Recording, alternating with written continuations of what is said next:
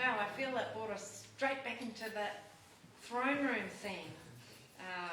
That was great because, it's been 2 weeks and maybe you've forgotten that throne room scene and everything that was going on there. So we're back in Revelation. This is week 4, I think, of a 6-week series. And I'm not sure I understand.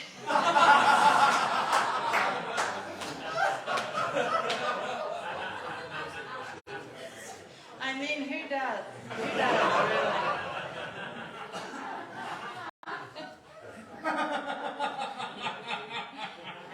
That's a word from God. And it's a woman's voice. Did you notice that? All right. I just want to re-emphasize, as I've been doing for the last few sermons, that reading Revelation well is really important because things happen, bad things happen. People commit atrocities because of a poor reading of Revelation. In fact, just before I left, I checked the news. It's a bad habit of mine. And ABC News had this story. A religious community retreated into the forests of eastern Kenya. Then they turned into a starvation cult. It's kind of, this wacky stuff. But as I was reading through it, I noted that there's this prediction that Satan's going to begin his 1,000-year long rule of earth. I'm pretty sure they got that wrong because I'm pretty sure it's Christ's 1,000 years. But anyway, there's a date prediction that the end times are closing in on us. And there's something about the mark of the beast, how this cult leader was trying to prevent people from signing up to government programs because, that was evil.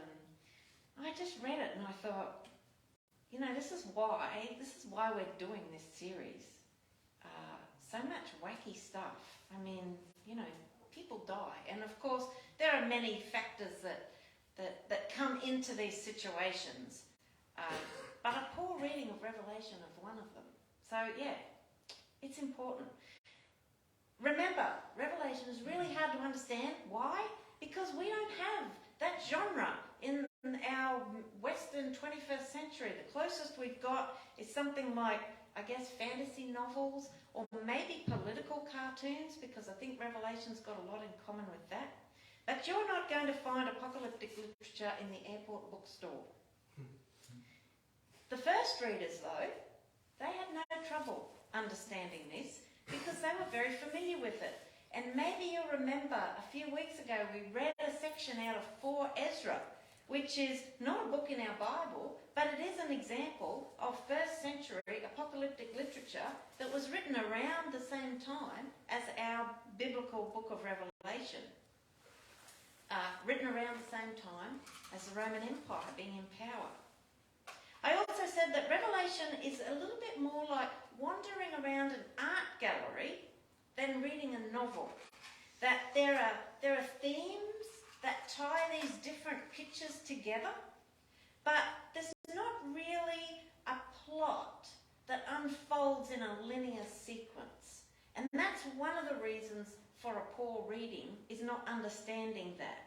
There's also some satire in Revelation. Remember the wrath of the puppy? Why would you be afraid of a puppy? So the wrath of the lamb, I feel like there's something satirical going on there. As I said, it's more like a political cartoon. I went looking for political cartoons. I actually found one of a dragon. And the dragon was called Inflation. And it was a couple of years old, but Scott Morrison was on a motorbike and he was riding through the neighbourhood and he was throwing these letters, their checks, out into the different letterboxes, but on the heels of the motorbike is this dragon, hot on the heels. And I meant to put that in the PowerPoint. Anyway, think about that, this dragon. The dragon is inflation in this political cartoon. Well, we know that inflation isn't an actual dragon, is it? Like, if we're suffering from inflation, we're not going to walk outside and see a dragon. It's a metaphor, but it's a really powerful metaphor, because the idea that inflation is like a dragon, like inflation is dangerous. If it's unleashed, it could really destroy people's lives. And can you feel it? Can you feel the heat of inflation as it comes closer and closer? And it instills panic in people, doesn't it? It instills panic in the markets. The heat of its breath, you can feel it coming. You see how powerful metaphors are. How much more powerful is it to have inflation pictured as a dragon than reading some article about what inflation's going to do? Do you see how it kind of teases your brain into thinking in different ways and seeing things that we might not have seen otherwise? So metaphors are powerful. They're no less true than reading an essay. Of course, there is truth in metaphor. And then the last time I talked about Revelation, remember we unpacked the throne room scene? And that's the key scene that unlocks the rest of Revelation. So you might remember John hears, in fact we heard it tonight, thanks Shane, John hears that the Lion of Judah is qualified, the Lion of Judah is qualified to open the scroll. But when John turns to see this mighty lion, he sees a lamb, a little lamb. The lion is the lamb. The lamb is the lion. And the central revelation of Revelation is that Jesus conquered the world using lamb power, not empire power. The world was conquered not through a show of force, but through the suffering and death of Jesus, who instead of running screaming from Roman execution, walked towards it willingly. Or instead of returning violence for violence, which is what normally happens in our world, Jesus intentionally absorbed the violence instead of pushing it back. And in doing so, Jesus disarmed the most powerful weapon that the Roman Empire had, death, and the fear of death. So the Lamb gets to share the throne with God, rules with God. Somehow these two figures are somehow conflated. They're sitting on a throne together. And power gets redefined in Revelation. So we don't have Rambo Jesus judging the world. We've got the wrath of the puppy. Okay, that brings you up to speed. Here's where we are now. What I want to talk about tonight is the judgments in Revelation. Should we be afraid of the scary things that are going to happen in the future? Because much of chapter 6 all the way through to chapter 20 in Revelation describe terrible things happening. It takes up, I don't know, how many chapters of Revelation have? 22, I think? So these judgments, they take up most of the book. So we can't just ignore them. We can't just dismiss the topic. If we want to understand Revelation, we've got to delve into these judgments. Because after John he turns to look at the lion and he sees the lamb on the throne, one of the four living creatures says to him, "Hey, come and look at this." And so John looks, and we're going to find out what John sees. Thanks, Shan.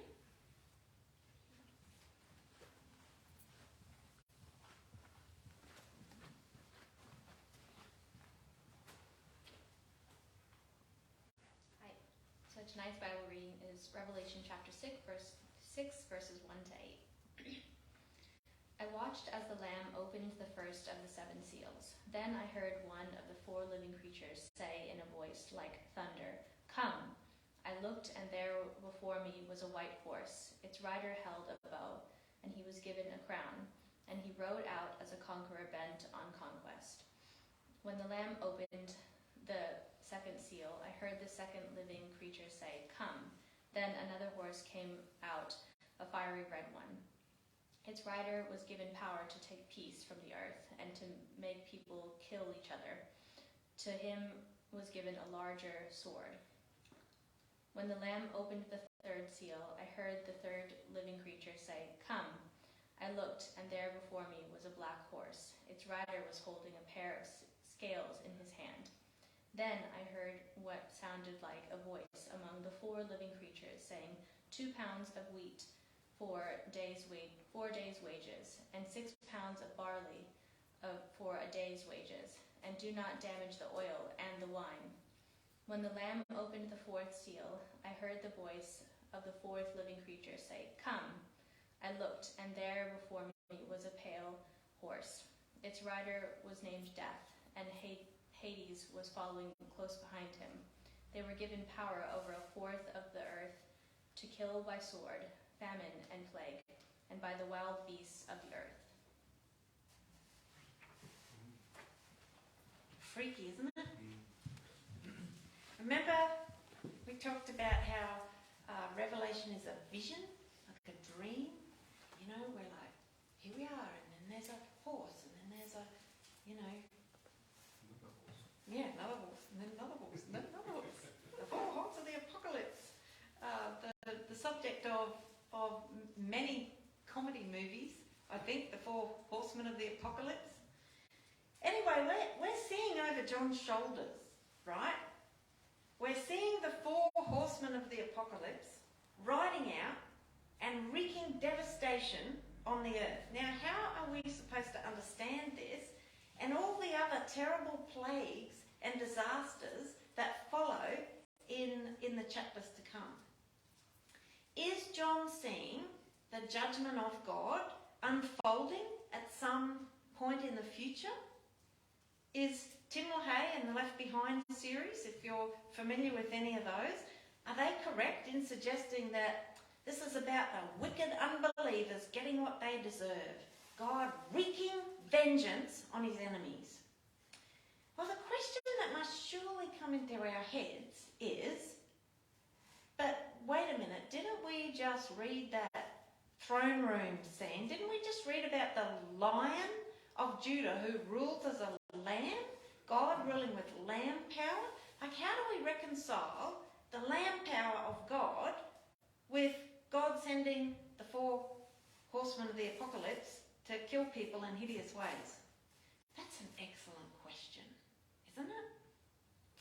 They're either 2 completely inconsistent pictures of who God is, or there's something that we're not understanding here. This is worth a closer look. The 4 horsemen of the apocalypse, the rider of the white horse, the conqueror. He has a crown and a bow, and he rides out and he conquers lands far and wide. There's a rider on a red horse. He takes peace from the earth so that people butcher one another. There's a rider on a black horse. He has a set of scales in his hand, and he's weighing up the cost of economic disaster. A small amount of wheat costs a whole day's worth of work. And finally, a rider on a pale horse, a pale green horse. His name is Death, and he kills a quarter of the population by sword, famine, and disease. Is this the judgment of God? Or is this a regular Monday in the Roman Empire? Or are they both the same thing? I listened to a podcast with, I'm just going to say that again. 4 horsemen riding out. Is it the judgment of God? Or is it a regular Monday morning in the Roman Empire? Or is it both of these things? I listened to this podcast with Keith Gillies. He wrote Jesus Unexpected, Ending the End Times. And God's judgment was described like this in that podcast, and I find this really helpful. Well, that's a bit random. Imagine a fish that jumps out of the sea and onto a jetty. It's thrashing around. It's slowly dying because its gills weren't made to breathe in the air, right? Now imagine a fisherman who comes along, sees the fish, and he starts pounding it to death with a metal bar. Sorry, bit gruesome. We tend to think that God is the fisherman, and the judgment of God is God coming and beating people to death with a metal bar. But what if God's judgment is simply the natural consequences of a fish trying to live outside of the sea? What if God's judgment is not the intentional, violent destruction of the fish, but the natural consequences of a fish insisting on trying to live outside of its natural environment? Does God send famine, war, disease, and economic injustice to punitively punish a world gone wrong? Or is famine, war, disease, and economic injustice what happens when a world goes wrong? This really reminds me a lot of the wisdom literature. Remember, we did this whole series on wisdom literature last year, and we discovered from Proverbs that there are wisdom principles kind of baked into the fabric of the universe. Abide by those, and life generally goes well. Live your life against the grain of wisdom, and life usually doesn't work out very well. The world that God created is designed to operate on the principles of lamb power. The world that God created is designed to operate with love, with kindness, generosity, patience. That's how the world works best. Wouldn't you agree? The people that God created are meant to live their daily lives using lamb power. Leaders are meant to lead using lamb power.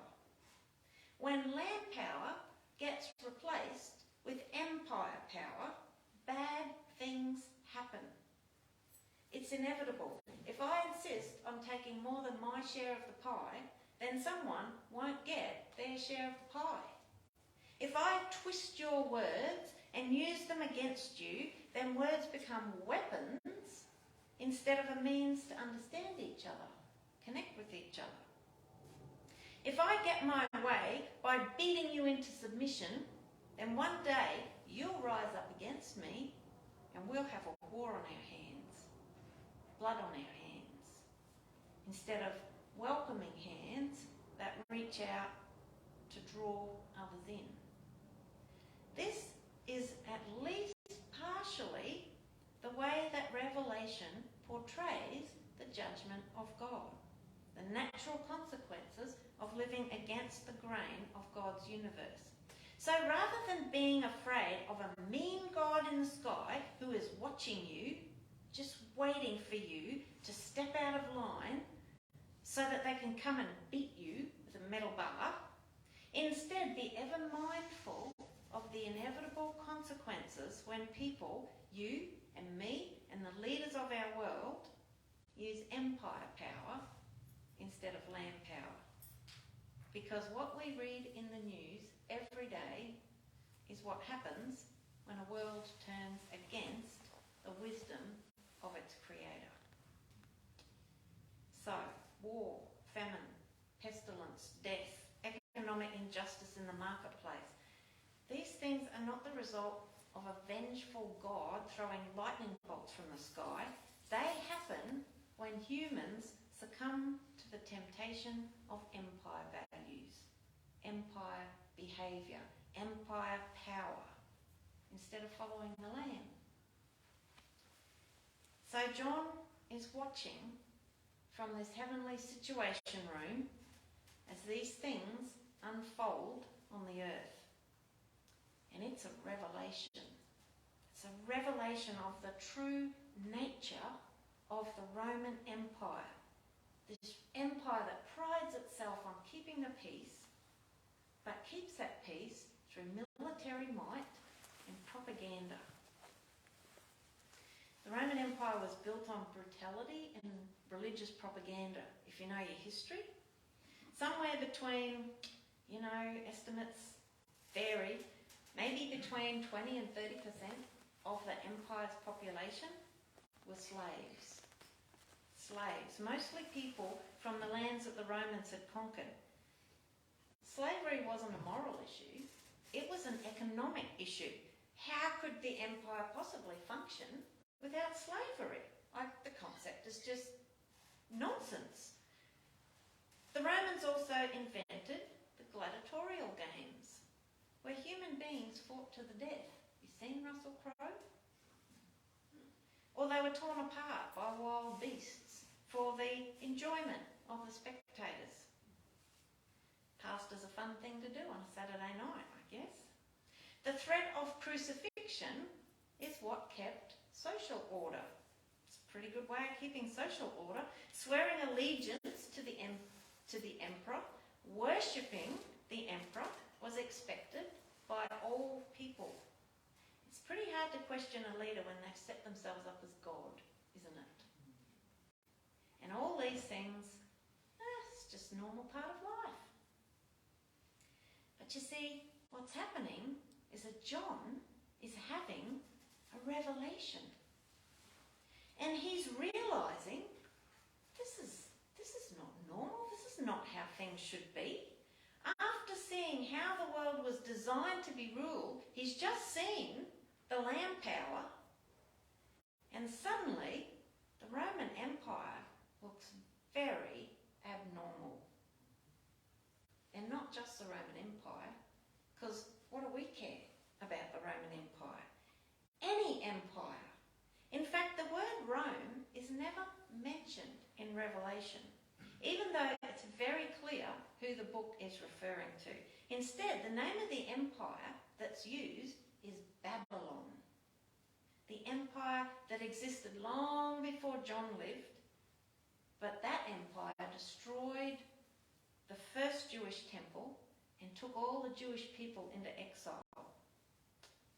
In Revelation, Babylon is code for Roman Empire, but more than that, it's code for any empire, past, present, or future, that acts like Babylon did. Is this making sense? So Revelation isn't a history of the future, where world leaders band together to persecute Christians. Oh no, it's much scarier than that.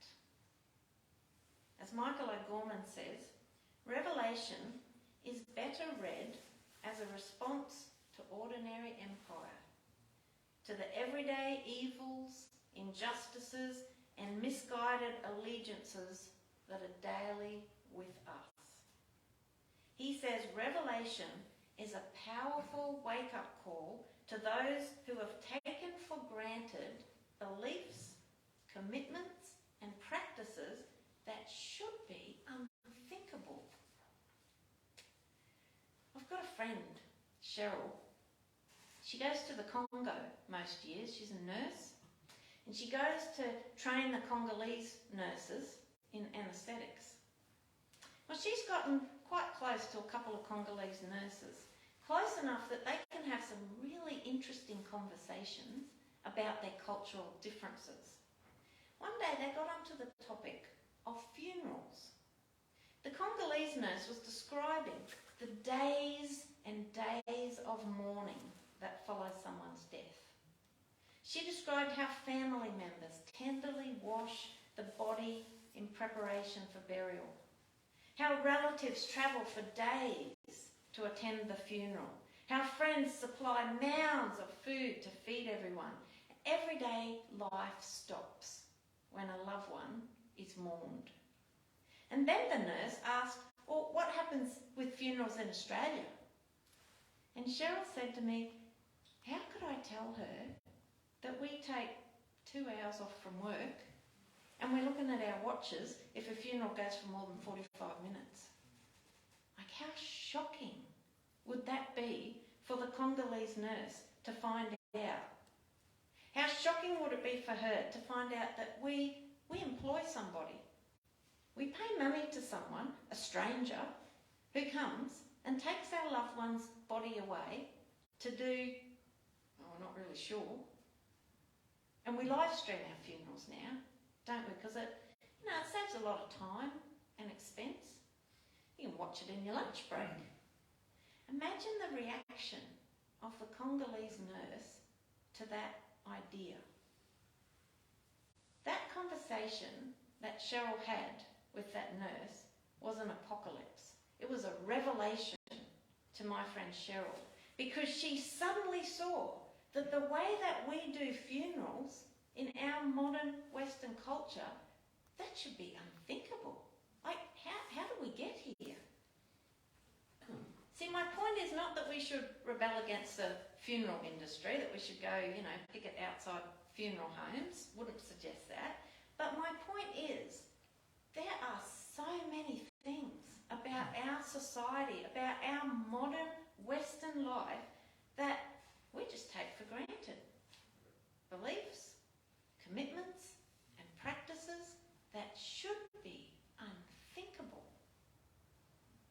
Beliefs, commitments, and practices that dehumanize people as surely as Babylon, as surely as Rome built their empires by dehumanizing people. Slavery, gladiatorial games. We do the same.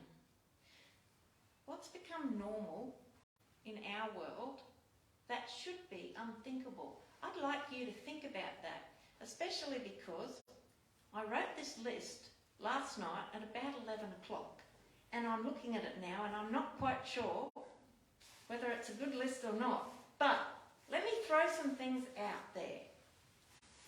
What's become normal? And to be honest, I don't normally do sermons at 11 o'clock at night, but my house is being painted this week and it's been a bit of a week. So yes, I was maybe a bit sleep deprived. And maybe these are very subjective.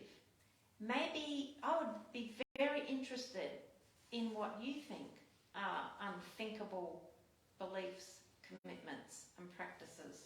Come and tap me on the shoulder over supper. So where do we see dehumanisation? Because we need a revelation to see them. Where do we see injustice? Where do we see idolatry?